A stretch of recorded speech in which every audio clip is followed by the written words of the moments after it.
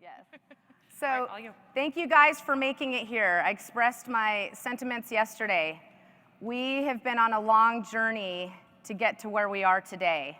It has been 3 years to be exact that a few of us, I'll say in the advocate role, we're going to some of these other conferences, and we were trying to find our people, I call them, right? The one who understand prior authorizations, the one who understand site of care, AOBs, all these acronyms that nobody else and you can't speak to your spouses about. And so trying to find those people, I realized that everybody's called something different. And there's about like 15 to 16 roles we've identified as people were registering of, people doing these, doing this role here. And so coming from that and how we found all these people from the different hospitals and the facilities, we had to call in, and it was hard. And it felt like, these roles of field reimbursement, key account managers, like we kind of went through what you did, trying to find the people who you have to talk to and going through those multiple layers of, I'll say, gatekeepers to see, why are you calling, who are you calling? And once we actually found those people on the phone and we expressed kind of what we were doing and not trying to sound like we're selling a cruise or anything and, spam, we've got a lot of people on board. And so our group has worked really, really hard to not only get the exhibitors and the sponsors, but also for the people who have come to here and the advocates. And this is sometimes some of their first conferences. I've talked to some, this is their first flight that they've ever taken before. And so trying to justify a conference that's affordable to the advocate, showing value of what this role is and what they're gonna come back with and deliver to their health systems and their facilities. So you guys are gonna be here and help me do that. I need people to network. I need you to connect. Everybody's been on hold with the payer, probably for over an hour or more. We tried to play this game yesterday. So wanted to thank you guys for coming here. I was gonna go over kind of who are the stakeholders involved in the manufacturer support and those roles. And when I started with the health system over 10 years ago, I joke because everybody looked the same. They came all dressed up, they wore their nice shoes, had their bags and materials. I didn't know what the materials were. They would just hand me stuff. Sometimes it was clinical information, sometimes it was on start forms. And I really didn't understand these roles. And so it's trying to find the people that we needed to talk to, right? We didn't make the clinical decision in these hospitals or the facilities, but who can help us. It was awakening, and it was really, really great to finally have somebody who understood and who I could actually talk HIPAA with. So my takeaway from that is if you're trying to find the people and the people are coming to visit you, you just need to ask who can talk specifically patient information. And those are the people that you can, they're almost like your back-end support to help with anything needed through those support programs. So the role that I've seen and what it's called, and they are kind of a little bit different, but this field reimbursement manager role. There's also area reimbursement manager, access and reimbursement, director of patient access, like these, anything to do with access to the medication, the patients getting on the treatment, the patients getting their authorizations, and some of the things that I had here is, they assist the HCPs with any barriers to access and reimbursement based on the therapeutic areas and or specific medication. They review those resources and deliver provider education available from the manufacturer depending on that payer coverage. And what I found out is they're actually understanding of the state and the policies and what's going on around, and they can be your eyes and ears to the ground of what's going on, even within the other health systems that were around us, of what those trends are. So they were kind of that connector between the facilities around us. They have in-depth knowledge of payer policies, prior authorization requirements, and how to navigate the health systems and the facilities through denials and appeals. They build trust with internal and external key stakeholders by collaborating and providing best practices to support, enhance current workflows, and develop process improvement for access and reimbursement. They work within a team adhering to compliance with PHI. And they also work closely with the manufacturer hub to support coordination of applications, cobate rebate programs, if applicable, benefit investigations, prior authorization support, and pull-through for the access to obtain medications for patients. So that was a lot of words on this paper, but these are the numbers that I have saved in my phone over the past 10 years. And what I don't think people understand is in these health systems, when we found the value of these key stakeholders, we needed to train and teach and educate our providers on what this role is. Because when anything went wrong with a patient, the first person they called was their salesperson, the person they're having interaction with. And so we were also educating of like, what is this team and the stakeholders within each of the manufacturer and who helps out with what. So we also have the key account managers and area business managers that we would have coming in. And they had in-depth knowledge of how the key accounts work, and they bring different parts of the business together based on the therapeutic area. So the key account managers, from an advocate standpoint, we would end up talking to if there was any questions on contracting or these things. Like, they were kind of our person we could get who we needed in there for whichever stakeholder, and sometimes we had some high requests. So they're kind of like the BFF of the hospital or the facility. We also had our clinical sales specialist, and they would develop the expertise, product, and disease state knowledge and engage in the clinical dialogue. Now, for our facility, we would have our clinical sales specialist come in and even be able to train our teams on the background of that product, because what it actually did is it helped champion and pull through those prior authorizations because we could speak more confidently to the drug and the disease state.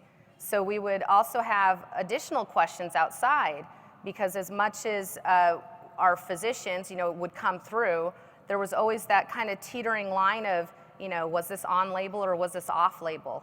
And we kind of knew who could help us out with what, and we learned quickly that we needed to go to these MSLs, these medical science liaisons, if we had any additional questions. And so I think understanding what the team can do and how to navigate that has helped with the process that we had. And I think we started with 2 people in that role at the health system when I was working there. And when I left, we've got a lot of the team here, but I think they have over 65 people aligned with every therapeutic area now. And they are the ones that are talking to the field reimbursement managers. They've created workflows to go through and to navigate those prescriptions. And it's so they have almost became a well-oiled machine of becoming their own internal hub. And you have different facilities with different support that's needed. And you'll have your facilities that, they're just cranking out those start forms. They understand the process, but when they call you, it's because something's on fire and they've tried everything.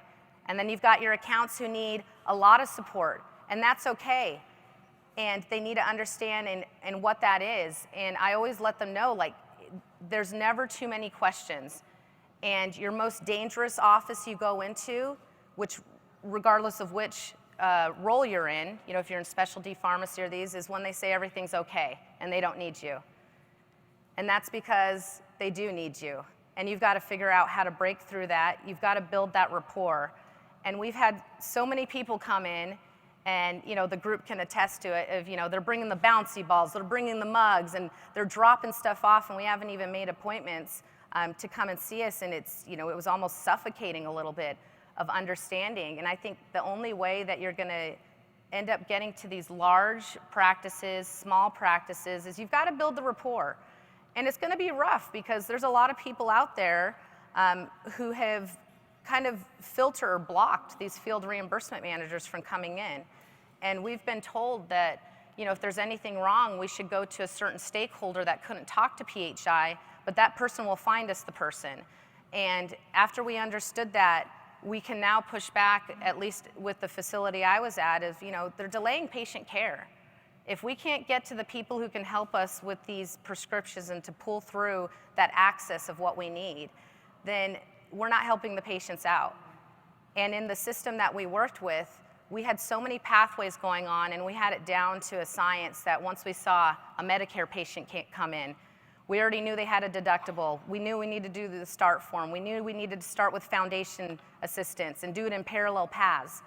And how do you do that in a health system or a facility when their process is you work on the prior authorization first, then it gets approved, then they schedule, then somehow they have a conversation about what that cost is, and it could be on the third appointment. And we've tried to champion, at least the health system I came from, that we need to have these conversations early on, because nobody's walking into a car lot right now and purchasing a car and going home and waiting 6 months to see what their copays are, right? Or their premiums are, or their payment on that. So understanding what that is, it's been a long road with our team. We've really leaned on our field reimbursement managers and our different stakeholders a lot to help us out and to help make sure that we can get the pathways, to make sure that we could do things in Epic to help it make easier. And to today, it's really nice because I think, you know, they can work on the prior authorization and there's triggers to work on assistance at the same time. And, you know, we'll go into it later with some of the other talks, but, you know, where does this role live? And how many different team members do you need to do it?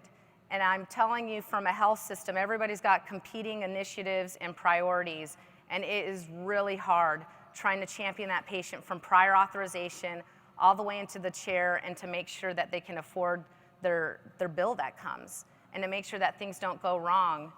And we were the closest to the patient, and the next person that was closest to the patient was our field reimbursement managers. And this job is tiresome. This job is, I'll say, not very well paid for what we do for this role. And the two skill sets that I've seen that you need to have this job is to have empathy and really to give a damn and to help those patients. And that's what was helping us get these patients through. And it was working and having these small wins and being able to give quality of life for our patients. And I started in oncology, and it's really hard to get away from that mentality when everybody needs everything now. And we folded out. We started with oncology, we went to respiratory, we brought on the children's hospital, and everything became like in oncology. They needed it right now, as quick as we can. We didn't care if it was an inhaler, a compound, or an injectable. It was somebody's quality of life behind that. It was somebody who had a family with their little kids trying to coordinate home infusion or infusion in the hospital. And the one thing I'll say I think we got really good at is trying to come to conferences and network with people so we could have a direct line of sight when things went wrong. And we've trained and also educated others, like, if you need help, like, that's the power of LinkedIn. That's the power of networking, that you start tagging these people or these stakeholders because somebody's got to know somebody out there. And I'll tell you, when we started this conference 3 years ago, I thought we were going to get a lot of registrations off on the bat, but the first 100 emails coming through was, hey, I need a field reimbursement manager for this. Do you know who it is? Hey, I've got this going on. I've got a Medicare patient, can't afford their copay. Do you know somebody? And it was a help desk. We became a help desk with this team to help just navigate. And we had our reps for the Virginia area, but they were able to help connect us. So I challenge you that if you don't know anybody from your top, I'll say pharmaceutical companies here, we can help you, we can get you in contact, and if we don't know somebody, we know somebody who would be able to connect. If you've got a smaller product that you're dealing with, or a product that comes just a couple months a year, and they have to start over and they hire new staff each time, same thing. So the ending on kind of the stakeholders, we also had the hub as a big one, and we hate hearing the word hub. Hub does not bring smiles to our face. Hub, it's not unicorns and rainbows because every hub is different. And we got really good at actually asking some of the questions because we knew what kind of support we would get, or maybe we could give some answers back, and we would start asking questions like, do you have an internal hub? Are you supported by somebody? Who's your field reimbursement managers? Do you directly report to the manufacturer? Like, trying to understand what's happening behind the scenes, down to who's your copay card vendor, because we knew which plans it wasn't adjudicating properly on. And we had these lists of 20 questions that anytime we had a new product come in, and I said, I know you're not going to know all these questions now because you probably don't even know who your free drug program goes through or who ships it, but it gave them an opportunity to understand all of this information and come with it So we had all the appropriate stakeholders at the table and we could answer everything. And we had a timeline of what it would take to take a patient from A all the way to Z based on the payer, the product, how the product was being procured, and which pathways. And I'm telling you that we could have every system in the world trying to have those smooth handoffs, but it was just writing. It was communication back and forth. It's hundreds of emails, and it's just going back and forth and hoping and praying that you don't get dropped off a thread. Or what we were getting involved in is we would finally get involved on a thread that was already 50 things long because a medication came into the hospital brown bagged when it was supposed to be shipped, and we could have helped out on step one. So not only are we trying to connect the dots within our own ecosystem, we're trying to connect the dots with who the stakeholders are and who they needed to reach out to. And after going through, I think, some of these things in the hub, and I bring up the hub because it's a great support system, and I think you're gonna get some resistance from some facilities when they hear, I've got to fill out another piece of paper to get help. Or we would ask, when somebody came in, I would ask them, like, how do I get access to you? How can I start talking about patients? Do I have to do this proactively, reactively? Can we do, a business agreement that if I just send in, this is who we need, do we need a patient signature? So we're trying to figure out everything on our own. And we would always get, one packet of your materials to have. And then also, how do we navigate on the website? How do we get to those letter of medical necessities? How do we get to the start forms? How do we get to your copay program? And are they all 3 different websites? And, I joke, and somebody else is echoing it as well in our group on here, but if they can't find it in 3 clicks or less, something's not going right. And 3 clicks or less is the ideal of where to find this information and how to make it easy, how to be able to find all this information, and don't make it a gatekeeper that somebody's got to come into your office to hand you something in order to have that. So I also had some of the other stakeholders in the support is we've got technology solutions. We've got a lot of them here. I think we're only, at least with the top ones that I've been working with or I've known about, there's only a few that are missing from here. And the technology solutions, it was always very hard for us to stop to have those conversations with the technology solutions or have them come in and talk to us because we had patients and we're continuing to get emails on there. So when we started this conference, that was the one thing that we had requested is, can you bring your technology solutions here? Because we don't even know where to start. And we want to make sure this is the portion of the pathway that we're trying to fix, and to be able to just connect and understand, elevator speech of like what this is. The advocate role I've seen with some of these companies is they try to get to the decision makers because the decision makers are the ones, are looking at the dollars, what it costs. But I urge the technology solutions, the key account stakeholders, anyone, that you need to connect with these people who are pulling through these medications, who are helping the patients, because if you help make their lives easier, they're going to scream it from the rooftops.